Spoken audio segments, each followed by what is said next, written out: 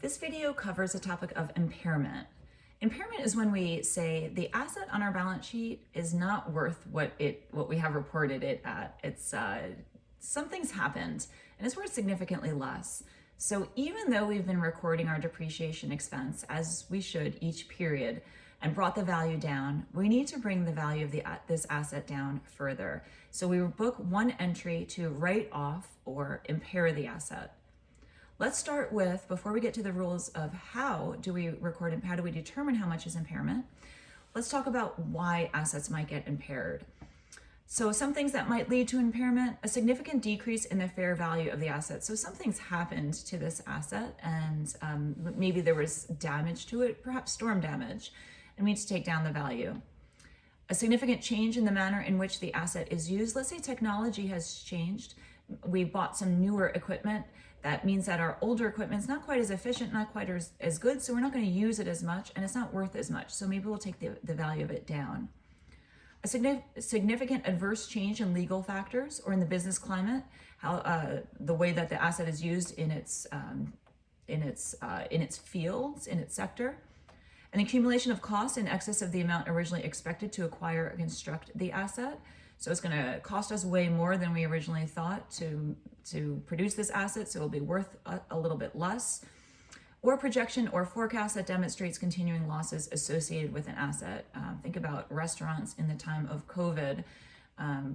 Right before COVID, you can expect to use that restaurant quite a bit, and then the way that the economy is going, there's projected losses of revenues, and so perhaps we need to take down. Now, a restaurant would be an entire segment or an entire company, but it gives us a good example of impairing. But when we get to impairments, we're talking about individual specific assets, a piece of equipment, a specific building, a tract of land. Now let's get into measuring impairments. Here are the accounting rules for measuring impairments. One is we review these events that we just talked about here.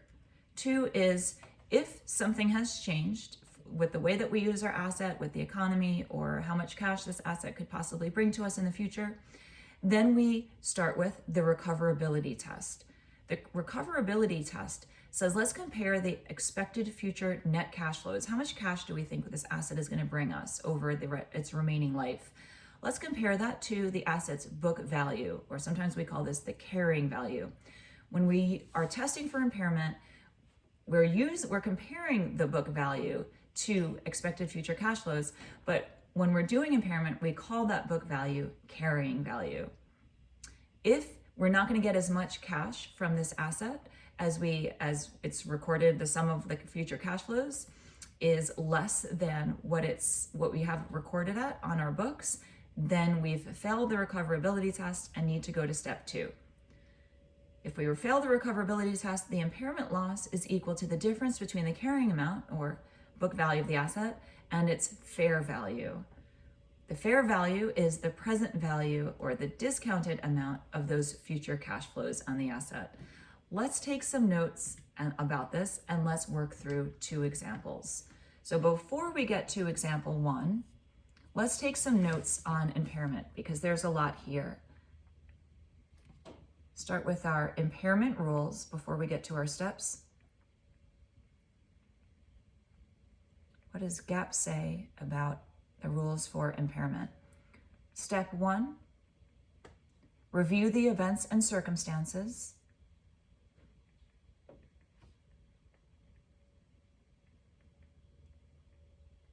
That might indicate a decline in value.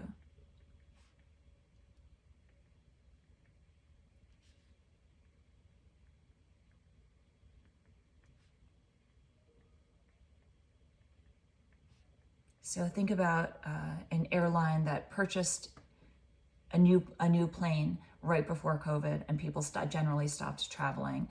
That asset, that airplane, is no longer going to bring in what that company estimated it would bring in for those future cash flows, particularly for the first year or 2 of that equipment's life. So then it would need to proceed to step 2. This is called the recoverability test. Will you recover or get or earn at least as much cash from this asset in the future, right? An airplane is used to do what? to fly passengers, and so you get revenues from those passengers, from the customers. The recoverability test says, okay, now that we know where this airline, this new plane is going to be grounded for the next year to 2 years, let's calculate how much cash do we expect to get on the remaining useful life of this airplane. So we compare the asset's book value, when we first purchase the asset, it's the asset's cost. Compare the asset's cost. And then in future years, maybe that airplane wasn't just purchased. Remember, book value is cost minus accumulated depreciation. And when we apply book value to impairment testing, for some reason we no longer call it book value, even though it is. We call it the asset's carrying value. This is what we are carrying that asset on its books at before we record any impairment. So compare the asset's book value to its expected future net cash flows. How much cash do we expect this equipment, or in this case, this airplane, to bring us now that we've accounted for the new facts? Maybe in the next couple of years, people aren't going to be traveling much.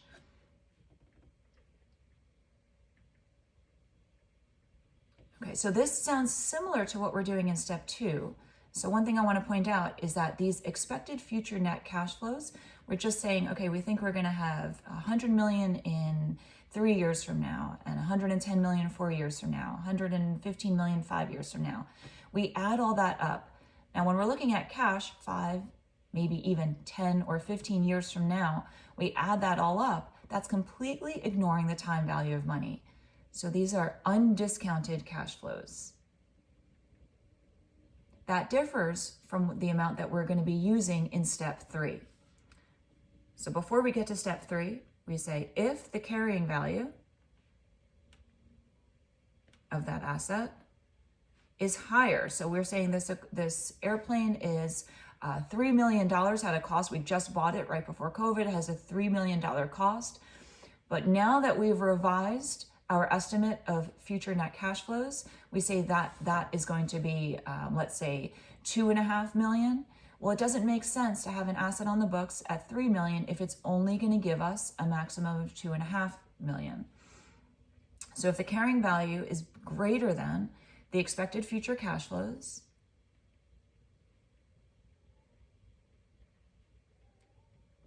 then impairment is needed.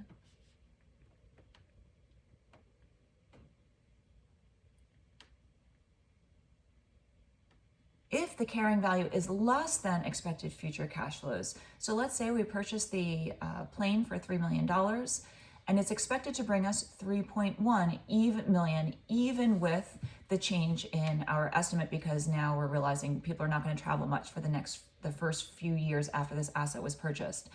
Well, as long as the book value is less than what we're going to get, there's no impairment needed, right? Because we're saying, okay, our asset might be worth a little bit less than what it's going to bring in, but that's general business. That's good business, right? Buy an asset at cost and have that cost be less than the amount of cash you're going to get by using that asset to run your business. So if impairment is needed, then we go to step 3. Determine the amount of the impairment loss.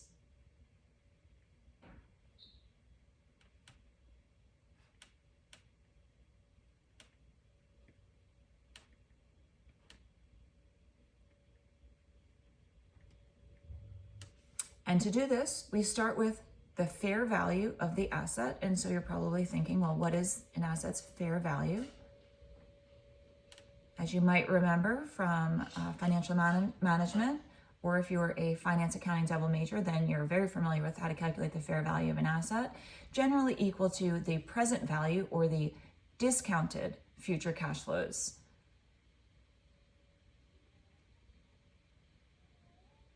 Or the discounted amount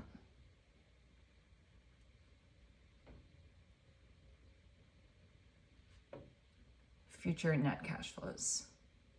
Or of course, this is expected future net cash flows. So the only difference between step 2 and step 3 is we're still comparing the fair value to the carrying value like we did in step 2, but in step 2, we use the expected future net cash flows undiscounted. In step 3, the fair value is the discounted amount or present value of those future net cash flows. So we take the difference between the fair value and the asset's carrying value, of course, equal to book value. And that difference is the amount of the impairment loss. And then once we calculate the amount of the impairment loss, we record the entry.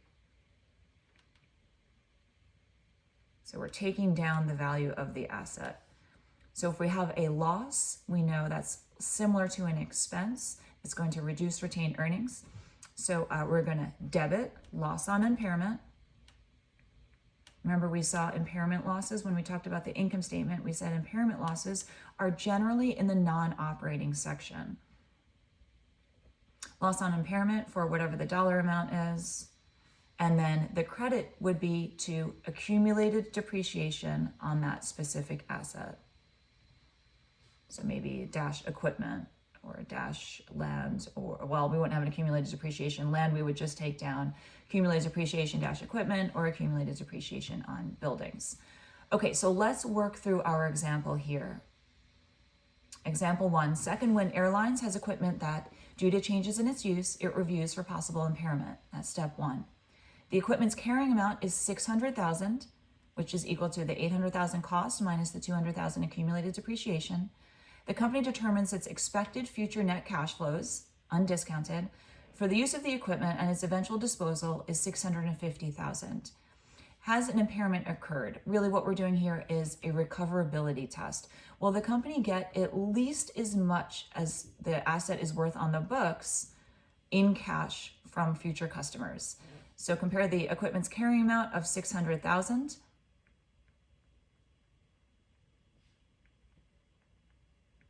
to its expected future cash flows of $650,000. And so if the carrying amount is less than expected future cash flows, no problem. We don't need to take the asset's value down. It's worth less than what it's going to bring us in the future. That's just business. So no impairment is needed here.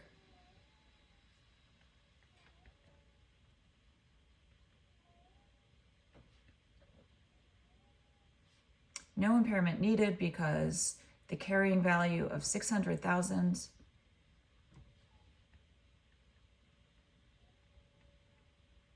is less than the expected future cash flows of $650,000.